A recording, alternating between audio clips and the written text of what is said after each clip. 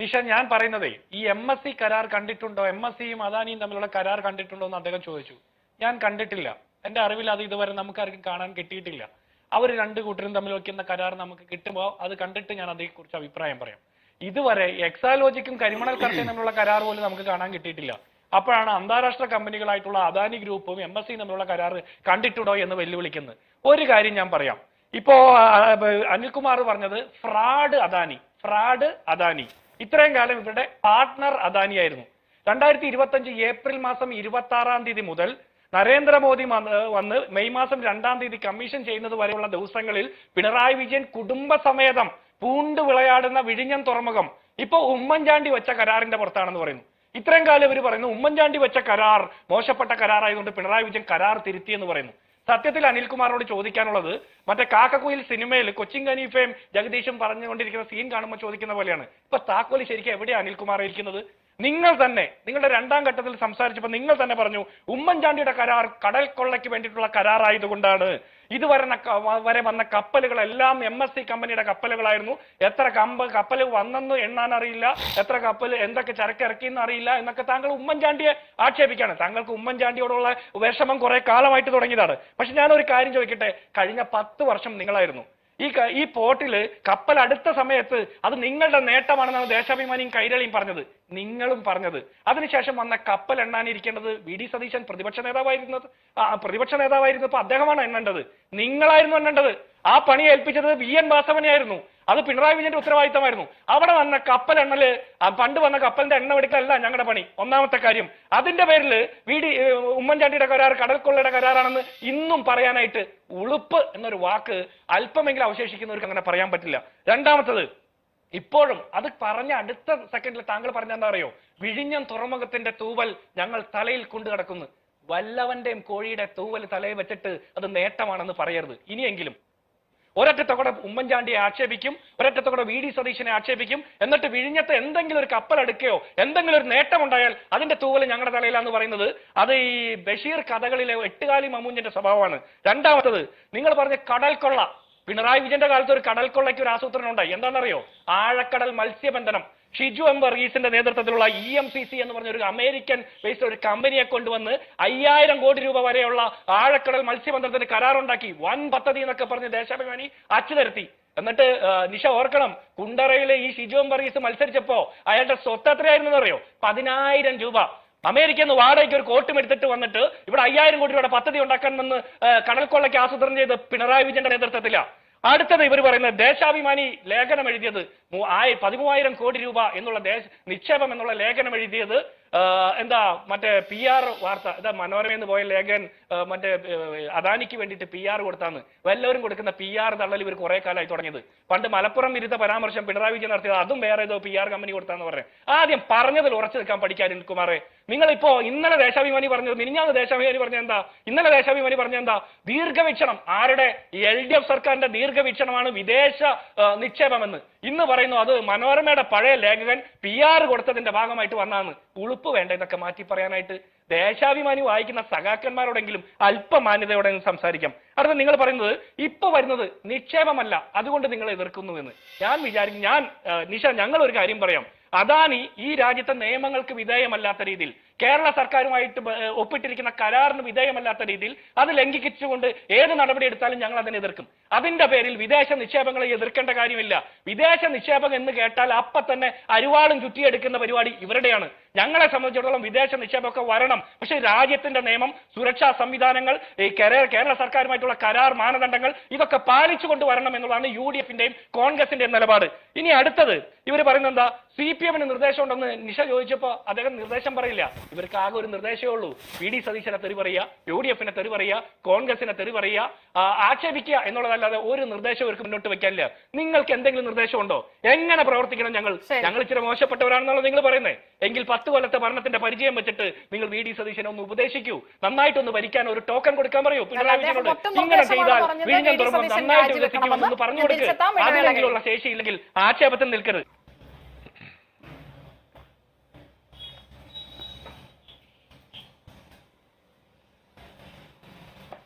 അവരിപ്പോ വേറെ പണിയൊന്നുമില്ലല്ലോ നിഷ, സംശയമല്ലേ, സംശയത്തിന്റെ മുന്നേ നീട്ടാനല്ലേ അവർക്കറിയുള്ളൂ, അവരതിരുന്ന് പറയട്ടെ. ഇന്നലെ കേരളത്തിന്റെ പ്രതിപക്ഷ നേതാവ് പിണറായി വിജയൻ നിയമസഭയിൽ മുഖ്യമന്ത്രി വി.ഡി. സതീശൻ കൊടുത്ത മറുപടിയിൽ തൃപ്തനായിരുന്നു. പിന്നെ ഒറ്റ രാത്രി കൊണ്ട് ഈ സംശയം ഇങ്ങനെ വരുന്നത് എന്നുള്ളതാണ് ഒന്നാമത്തെ കാര്യം. അദാനിയും MSC കമ്പനിയും തമ്മിലുള്ള എഗ്രിമെന്റിനെ കുറിച്ചുള്ള സംശയമാണെങ്കിൽ നമുക്ക് പിന്നെയും അതിനൊരു മാന്യതയുണ്ട്. ഇന്നലെ ഒറ്റ രാത്രി കൊണ്ട് വി.ഡി. സതീശനും അദാനിയും MSC കമ്പനി ഇതെല്ലാം കൂട്ടിക്കിട്ടിയ ഒരു സംശയം വരുന്നത് ആശ്ചര്യജനകമാണ്. ഇന്നലെ ഇവരുടെ ആസ്ഥാന പത്രം, ഇവരുടെ താത്വിക അവലോകന ദേശാഭിമാനിയിൽ എഴുതിയിരുന്നത് എന്താ, MSC 49% ഓഹരി ഏറ്റുവാങ്ങുന്നു, 13,000 കോടി രൂപയുടെ നിക്ഷേപം, LDF സർക്കാരിന്റെ ദീർഘവീക്ഷണത്തിന്റെ വിജയമാണ് ഈ വിദേശ നിക്ഷേപം.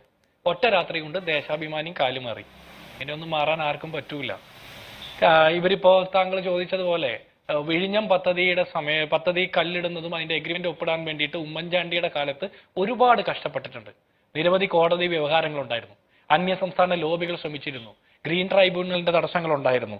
അങ്ങനെ നിയമപരമായ തടസ്സങ്ങൾ, മറ്റ് പലതരത്തിലുള്ള പ്രയാസങ്ങൾ, സാമൂഹിക ആഘാത പഠനം, പാരിസ്ഥിതിക ആഘാത പഠനം, ഇങ്ങനെ പലതും പലതരത്തിലുള്ള പ്രൊസീജിയേഴ്സ് അതെല്ലാം ആ കടമ്പകളെല്ലാം കടന്ന് അവസാനം ഉമ്മൻചാണ്ടിയെ കരാറിൽ ഒപ്പിടാൻ നേരത്ത് ദേശാഭിമാനിയുടെ ഫ്രണ്ട് പേജിൽ എഴുതിയത് നമ്മൾ ആരും മറന്നിട്ടില്ല. ദേശാഭിമാനി വായിക്കുന്ന സഖാക്കന്മാർ അത് മറന്നു പോകുന്ന വല്ലാത്ത കഷ്ടമാണ്. അത് കഴിഞ്ഞിട്ട് ഉമ്മൻചാണ്ടി സർക്കാരിന്റെ കാലത്ത് കരാറ് ഒപ്പിട്ട് തറക്കല്ലിട്ട് പണി ആരംഭിച്ച പദ്ധതിയുടെ ആദ്യഘട്ട ഉദ്ഘാടനം നടക്കുന്നത് പിണറായി വിജയൻ സർക്കാരിന്റെ കാലത്താണ്. അത് കേരളത്തിന്റെ ഒരു ചരിത്രം അങ്ങനെയാണ്. അത് മെട്രോ റെയിലായാലും, കണ്ണൂർ എയർപോർട്ടായാലും, നെടുമ്പാശ്ശേരി എയർപോർട്ടായാലും, എറണാകുളം ജവഹർലാൽ നെഹ്റു സ്റ്റേഡിയം ആയാലും പണി തുടങ്ങുന്നതും പദ്ധതി ആവിഷ്കരിക്കുന്നതും വിഭാവനം ചെയ്യുന്നതും ഒക്കെ UDF സർക്കാരിന്റെ കാലത്തും, ഇത് ഉദ്ഘാടനം ചെയ്യാനുള്ള യോഗം LDF സർക്കാരിന്റെ കാലത്തുമാണ് ഉണ്ടാകുക.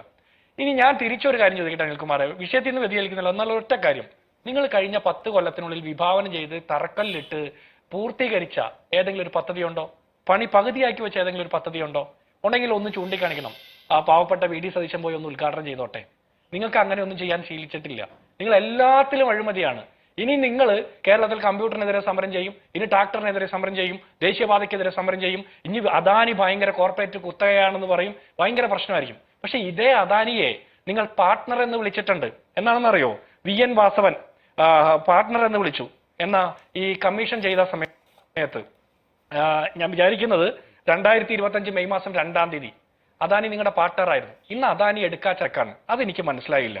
അതുപോലെ തന്നെ ഈ പറഞ്ഞ VM വാസവൻ തന്നെ പറഞ്ഞിട്ടുണ്ട്, MSC കമ്പനിയുമായിട്ടുള്ള ചർച്ചകൾ നടക്കുന്നതിന് അദ്ദേഹം തന്നെ സാക്ഷിയാണ്. അദ്ദേഹമാണല്ലോ ഇതിനു മുമ്പത്തെ തുറമുഖ വകുപ്പ് മന്ത്രി. അപ്പോൾ നിങ്ങൾ ഒരു കാര്യം പറയണം, വി.ഡി. സതീശൻ 45 ദിവസത്തെ ഉത്തരവാദിത്തം പറഞ്ഞാൽ മതിയല്ലോ. അതിനു മുമ്പ് MSC കമ്പനിയുമായിട്ട് അദാനി ഗ്രൂപ്പുകാർ ചർച്ച ചെയ്യുന്നതിന്റെയൊക്കെ സാക്ഷിയായിരുന്ന ആള്, അത്തരം ചർച്ചകൾ നടക്കുന്ന സമയത്ത് അത്തരം ആളുകളെയൊക്കെ കണ്ടിട്ടുണ്ട് എന്ന് പറഞ്ഞ VN വാസവനെ അറിയിക്കാതെ ആയിരിക്കുമല്ലോ ഈ ഒപ്പിടാനായിട്ടുള്ള ശ്രമം നടത്തിയത്. അപ്പൊ അതിന്റെയും കൂടി ഉത്തരവാദിത്തം എടുത്തിട്ടാണ് ഇന്ന് വി.ഡി. സതീശൻ എന്ന മുഖ്യമന്ത്രി, ഈ തുറമുഖ വകുപ്പ് മന്ത്രി അദാനിയോട് എതിർപ്പ് അറിയിച്ചിരിക്കുന്നത്.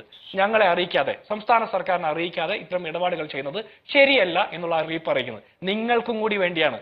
നിങ്ങളുടെ സമയത്ത് വെറുതെ ചുമ്മാ നോക്കിയിരുന്നതിന്റെ ഉത്തരവാദിത്തം കൂടിയാണ് വി.ഡി. സതീശൻ ഏറ്റെടുത്തിരിക്കുന്നത്. ഇനി ഞാൻ ചോദിക്കട്ടെ, AKG സെന്ററിൽ അദാനി വന്നു 2015 ഡിസംബർ 5-ാം തീയതി. നിങ്ങൾ ഓർക്കുന്നുണ്ടോ? അതുവരെ അദാനി നിങ്ങൾക്ക് കുത്തക മുതലാളിയായിരുന്നു. വലിയ പ്രശ്നമാണ്. അദാനിയുമായി ബന്ധപ്പെട്ട് ഈ രാജ്യത്തെ പല നടപടിക്രമങ്ങളിൽ നമുക്ക് വ്യത്യസ്ത അഭിപ്രായം ഉണ്ടെന്നേ.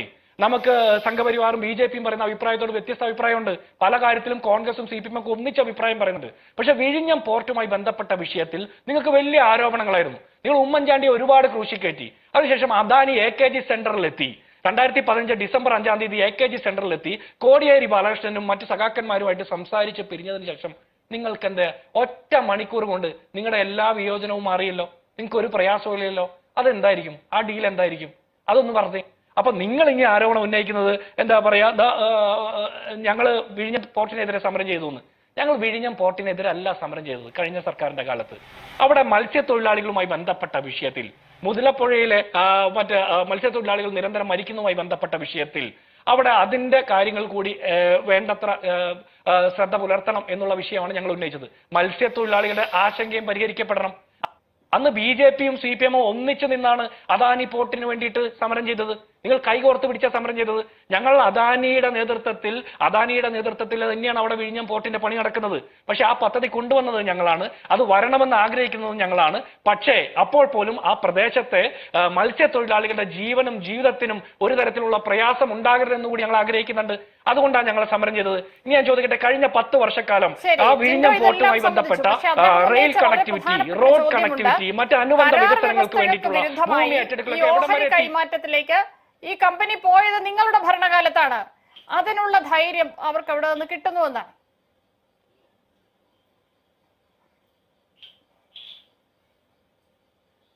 അതിപ്പോ ഞാൻ എന്താ പറയാ നിഷ, ഇപ്പൊ VD സതീശനെയാണല്ലോ ഇവര് മൊത്തത്തിൽ ആരോപിക്കുന്നത്.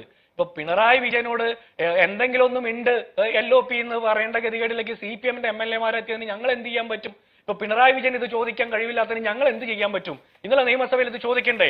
VD സതീശൻ ഏതെങ്കിലും രീതിയിൽ കേരളത്തിന്റെ മുഖ്യമന്ത്രിയുടെ നേതൃത്വത്തിൽ ഏതെങ്കിലും രീതിയിൽ അദാനിക്ക് വേണ്ടിയിട്ട് എന്തെങ്കിലും ഇടപാടുകൾ ചെയ്തു കൊടുത്തിട്ടുണ്ടെങ്കിൽ തെളിവ് സഹിതം അങ്ങ് എടുത്തിട്ട് പുറത്തിട്ട് കൊടുക്കണ്ടേ? കേരളത്തിലെ സർക്കാർ ഉദ്യോഗസ്ഥരിൽ ബഹുഭൂരിപക്ഷം നിങ്ങളുമായി അഫിലിയേറ്റ് ചെയ്ത് നിൽക്കുന്ന ആളുകളല്ലേ, നിങ്ങൾക്ക് ലവി തരുന്ന ആളുകളല്ലേ? ഏതെങ്കിലും രീതിയിൽ അനധികൃതമായിട്ടുള്ള ഇടപാടുകൾ നടത്തിയിട്ടുണ്ടെന്ന് അറിവുണ്ടെങ്കിൽ അതങ്ങൾ പുറത്തേക്ക് വിടണമെന്നേ. മാധ്യമപ്രവർത്തകരിൽ അന്വേഷണാത്മക മാധ്യമപ്രവർത്തനം നടത്തുന്ന ബഹുഭൂരിപക്ഷം ആളുകളും നിങ്ങളുമായി ബന്ധപ്പെട്ട ആളുകളല്ലേ, മുൻകാല സഖാക്കന്മാരല്ലേ? അവരോട് ചോദിക്കുന്ന വിവരങ്ങൾ കണ്ടെത്തി പുറത്തേക്കിട്, നമുക്ക് എല്ലാവർക്കും കൂടി കൊത്തിപ്പറിക്കാം. അതിനപ്പുറത്ത് ആരോപണം ഉന്നയിക്കുമ്പോൾ VM വാസവനോട് ചോദിക്കണം. MSC കമ്പനിയും അദാനിയുടെ കമ്പനി ബന്ധപ്പെട്ട ആളുകളുമായിട്ട് ചർച്ച ചെയ്തപ്പോ അദ്ദേഹം കൂടി കണ്ടിരുന്നു എന്നാണ് പറയുന്നത്. അദ്ദേഹത്തിനും അറിയാം MSCയുമായിട്ടുള്ള ചർച്ചകൾ നടക്കുന്നത്, അത്തരം വിവരങ്ങളെ കുറിച്ച് അറിയാമെന്നല്ലേ പറഞ്ഞത്. അപ്പൊ അതിനെക്കുറിച്ചിട്ടുള്ള മറുപടി VM വാസവനോട് ചോദിക്കും. എന്നിട്ട് ഞാൻ ഇതിന് മറുപടി പറയാം. എനിക്ക് അറിയാൻ പാടാത്ത കാര്യം എന്നോട് ചോദിക്കാൻ പറ്റുമോ? VD സതീശൻ അറിയാൻ പാടാത്ത കാര്യത്തിന് അദ്ദേഹം എങ്ങനെ മറുപടി പറയാ? സംസ്ഥാന സർക്കാർ VD സതീശൻ മുഖ്യമന്ത്രിയാകാൻ വേണ്ടി കാത്തിരിക്കുകയായിരുന്നോ? ഒരു കമ്പനിയും മറ്റൊരു കമ്പനിയും തമ്മിലുള്ള അന്താരാഷ്ട്ര ഓഹരി വിപണിയിലെ ഇടപാടുകൾ VD സതീശൻ കേരളത്തിന്റെ മുഖ്യമന്ത്രിയാകാൻ കാത്തിരുന്നു എന്ന് പറയുന്നത് അല്പത്തരമാണ്, അല്പത്തരം. ഇനി ഒരു കാര്യം കൂടി പറയാം. അവിടെ വിഴിഞ്ഞം പോർട്ടിൽ വന്നിട്ടുള്ള കണ്ടെയ്നറുകൾ മുഴുവൻ, ഷിപ്മെന്റുകൾ മുഴുവൻ ഏത് കമ്പനിയുടെ ആണെന്നും കൂടി പരിശോധിക്കൂ. ഇതെല്ലാം നടന്നത് ഏത് കാലത്താണെന്നും കൂടി പരിശോധിക്കൂ. അപ്പൊ അവിടുത്തെ കുത്തകവൽക്കരണമൊക്കെ നടന്നു എന്ന് പറയുന്നത് നിങ്ങളുടെ കാലത്താണ്. അതിനും കൂടി മറുപടി പറയേണ്ടി വരും. നിങ്ങൾ എല്ലാത്തിനും ഇനി വിഴിഞ്ഞത്തെ ഏതെങ്കിലും ഒരു ആകാശത്ത് പറക്കുന്ന കാക്ക എങ്ങാനും കടലിൽ വീണ് ചത്താൽ പോലും തെളിവുണ്ടോ? ആരോടും ഉന്നയിച്ചിട്ട് കാര്യമില്ല. തെളിവുണ്ടോ?